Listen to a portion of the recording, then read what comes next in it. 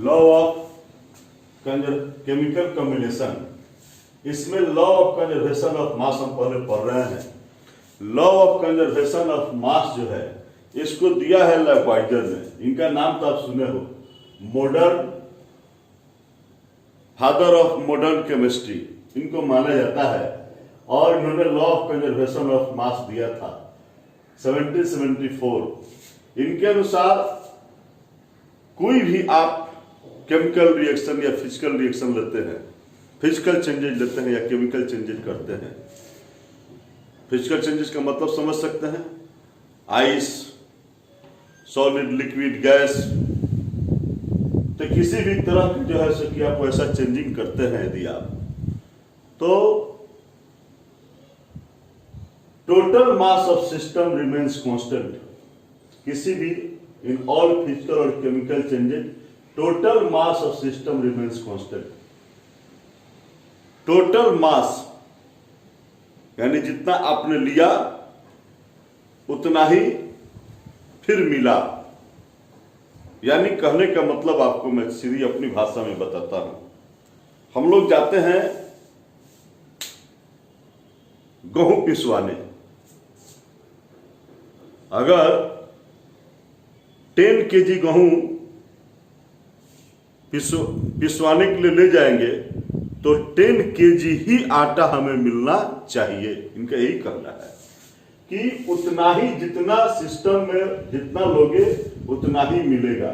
एलेवाइडर साहब कर रहे हैं कि जितना गेहूं लोगे उतना ही आटा चाहिए।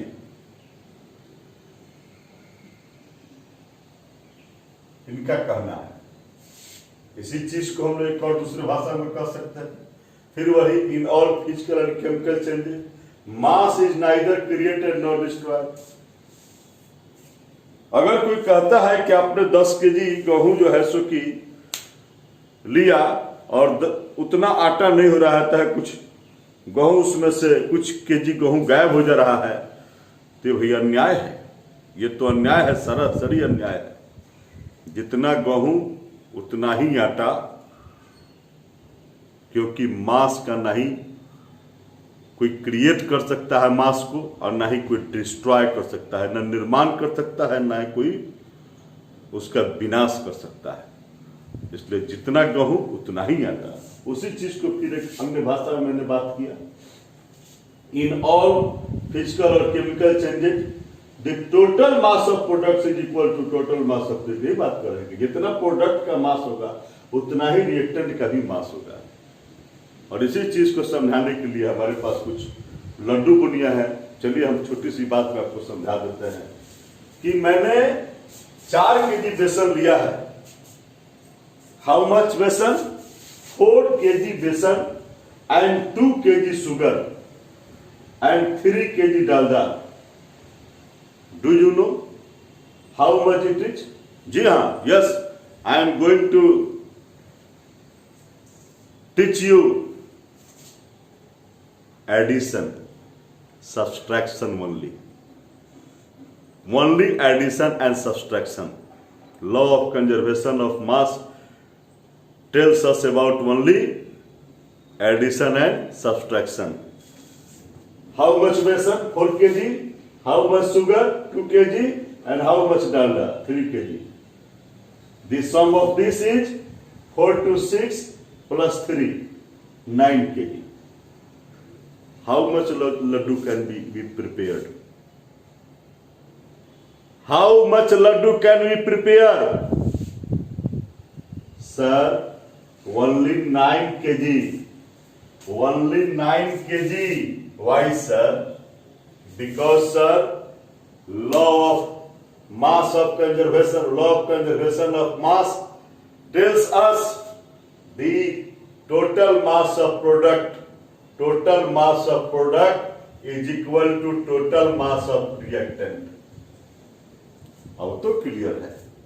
अब तो बात आपकी एकदम समझ में आ गई कि जितना बेसन, शुगर और डालडा लगे उतना ही जो है सो कि इन सब को मिलाकर जितना होना चाहिए उतना ही लड्डू बना सकते हैं।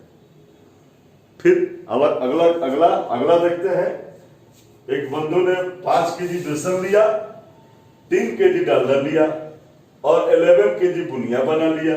अब इनको पता नहीं कि शुगर इसमें कितना डाले हैं, बेचारे भूल गए, हमको बता देना है। Tell me how much? 5 + 3 8, here is 11. What can be it? Natural, sir. Naturally 3 kg. 3 kg because 5 + 3 + 3 11, so 10 kg 11. Do you learn? Here 5 kg besan, 2 kg sugar and 3 kg Dalda. Next question देखिए, कितना बढ़िया बात हम आपको बता रहे हैं। घर पर प्रैक्टिकल हम लोग कर रहे हैं। Law of conservation of mass, only addition and subtraction.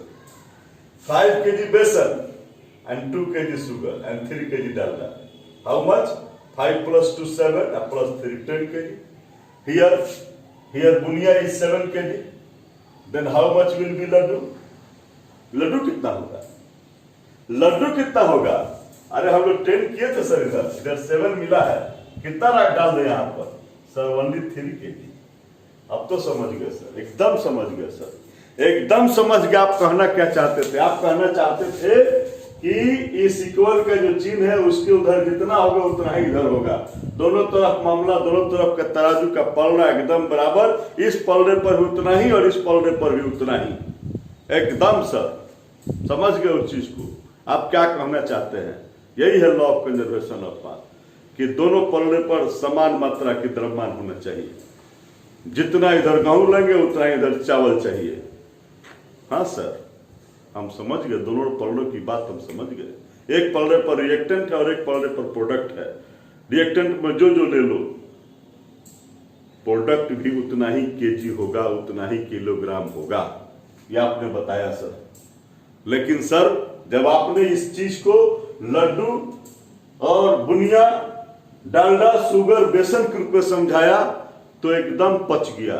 लेकिन यदि शुगर के स्थान पर यदि आप कोई केमिकल नाम रख देते हो, बेसन के स्थान पर यदि आप कोई केमिकल नेम रख देते हो, ये सब केमिकल फार्मूला रख देते हो, बस मेरा माथा सब खराब हो जाता है।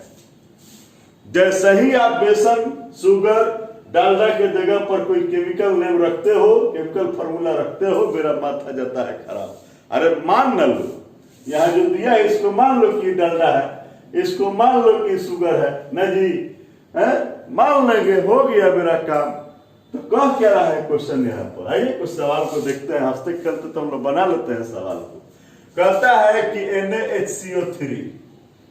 NaHCO3 है, ऐड कर दिया गया, इसमें CH3COOH ऐड कर दिए। बन क्या गया? बन गया सर कुछ रेसिड्यू, कुछ बन रहा है, एनीथिंग, कुछ XYZ कुछ भी बन रहा है। इसका वेट दिया है, और जब इसमें CO2 जो इसमें से रिलीज हो गया है, इसके ही बारे में पूछ रहा है, इसी का मास पूछ रहा है। चलिए, तो ये कितना दिया है? ये 6.3 है, और प्लस ये कितना है सर? ये 15 kg है, और ये कितना है? इसका दिया है 18 kg। सर CO2 का पता नहीं है, कितना होना चाहिए, कितना इसका आंसर होना चाहिए, कितना वहां पर CO2 की मात्रा ले लेंगे तो मामला दोनों तरफ का पलड़ा बराबर हो जाएगा। इधर ऐड कर देंगे, ऐड कीजिए, कितना हो गया? 15 + 6.3 21.3 हो गया। 21.3 इधर हो गया, तो नेचुरल इधर भी कितना ले लेंगे? 3.3 कर दीजिएगा सर, हो जाएगा आंसर, तो हो गया 3.3 कर दीजिएगा सर, हो गया आंसर। ये इक्वल हुआ 18 + 3.3 = 15 + 6.3, दोनों तरफ इक्वल हो गया। फिर ऐसा ही नेक्स्ट क्वेश्चन देखिए, आपसे फिर यही लड्डू पूछ रहा है, कितना लड्डू है, इतना बेसन है, इतना जो है सो देखिए ना, इतना शुगर है, तो इधर देखिए क्या क्या बना रहे हो आप। चलो देखते हैं। AgNO3 है, इसमें और कौन चीज क्या है? NaCl है, and what we get? AgCl plus NaNO3 सबका वैल्यू दिया हुआ है। It is 170, it is 58.5, it is 143.5 and what x is what is the value of x। Add कर दीजिए, ऐड तो आता है आपको 170 58 कीजिए, कितना हो जाएगा 8 752 2 2 to 8 है, इधर भी उतना आना चाहिए। तो इसमें से इसको कर लीजिए। क्या करेंगे हुआ, इसको सब्ट्रैक्ट कर लेंगे 143.5 0 5 8 8.85। Our answer is 85। How much easy, कितना आसान है ये, देख लीजिए आप। फिर ऐसा ही यहां देखिए मर्क्यूरिक ऑक्साइड लिया है, कितना है भाई मर्क्यूरिक ऑक्साइड, ये मर्क्यूरिक ऑक्साइड ले लिया, हम मान ले लेते हैं सही मर्क्यूरिक ऑक्साइड मान के चलिए, ले लिए। ये दे रहा है कौन सी, मरकरी दे रहा है, और क्या दे रहा है, ऑक्सीजन दे रहा है। चलिए जो ले लिया है, कितना है भाई मर्क्यूरिक ऑक्साइड, ये है कितना दिया है 260.59, और ये कितना बन रहा है 200.59। इसमें से इसको माइनस कर देंगे तो बीच जो बच जाएगा कितना 16, यानी आंसर कितना हो जाएगा मेरा 16 हो गया एकदम आराम से। दोनों को प्लस कर दोगे इतना आ जाएगा। कितना आसान है सर, खाली एडिशन और सब्ट्रैक्शन तो सिखा रहे हैं आप sir. What weight of silver nitrate will be react with, कितना कह रहा है कि सिल्वर नाइट्रेट हमको फॉर्मूला नहीं मालूम है, लेकिन मान लेते हैं हम यही है सिल्वर नाइट्रेट। ये कह रहा है कि कितना इसको लेंगे, किसके साथ, ये NaCl के साथ, कि हमको क्या दे देगा AgCl दे देगा, आप प्लस NaNO3 दे देगा। ठीक, कितना दे रहा है सर, तो ये हमको NaCl है 0.585, AgCl दे रहा है 1.435, ठीक है ना, और NaNO3 है 0.85। Can you calculate, yes sir. हमने दोनों को क्या करेंगे, ऐड कर देंगे 1.435 और 0.85। हाउ मच इट, तो ये कितना हो जाएगा सर, इसमें से इसको सब्ट्रैक्ट कर लीजिए। कर दिए सब्ट्रैक्ट, कर दिए सर, कर दिए 1.7 ग्राम। How easy. फिर नेक्स्ट क्वेश्चन देखते हैं। यहाँ पर सोडियम बाइकार्बोनेट लिए हैं, इसको एसिटिक एसिड से जोड़े, ठीक है, कितना है 6.3 है, ठीक है ना, और इसको 15, यही सेम क्वेश्चन है। यहाँ नाम बदल दिया है, सोडियम बाइकार्बोनेट है और एसिटिक एसिड इतना ले लिया है, ठीक है ना, और 18 ग्राम जो है सो की वेट ऑफ लेफ्ट इज 18 ग्राम बच गया है। सेम क्वेश्चन ऊपर और नीचे वाला, यहाँ से फॉर्मूला लिया है, यहाँ नाम ले लिया है, देख लीजिए सेम क्वेश्चन है, यही हमको पूर्वक बना रहा है। एक क्वेश्चन यहाँ है हमारे पास, कितना KClO3 लेते हैं, इसी को यहाँ बना देते हैं। कितना लेते हो KClO3 लिया है, और टूट कर क्या देता है, KCl देता है और O2 देता है। चलिए बढ़िया बात है।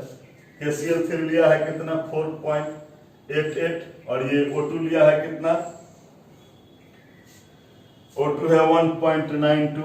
आप इसमें से इसको माइनस कर दोगे तो ये मिल जाएगा ना जी सर। अब सब बनाने आ गया, ठीक है सर। आज के लिए इतना काफी है, और मैंने आपको सिखा दिया लॉ ऑफ कंजर्वेशन ऑफ मास किसको करते हैं।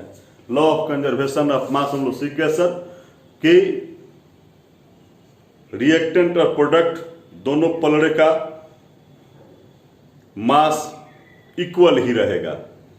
फिर मिलते हैं नेक्स्ट एपिसोड में। थैंक्स।